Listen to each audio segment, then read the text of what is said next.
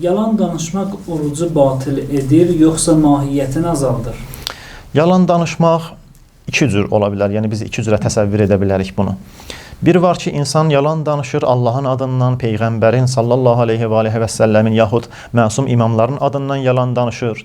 Yəni belə bir kəlam ki, məsələn Quranda gəlməyib, Quranda nazil olmayıb, Allah Taala bunu gətirməyib və yaxud da Peyğəmbərimiz, digər yaxud məsum imamlar bu sözü deməyiblər.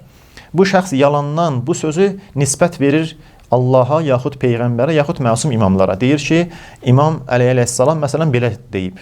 Yalan danışır və yalan da nisbət verir məsumların birinə. Bu, bəli, bu yalan orucu batil eləyir. Amma nisbət vermək olmasa, yalanı Allaha, Peyğəmbərə, yaxud imamlara nisbət vermək olmasa, adi digər yalanlardan olsa, bu düzdür ki, günahdır, haramdır, lakin orucu batil etmir. Yalan həmişə əlbəttə günahdır, insan gərək bundan uzaqlaşsın.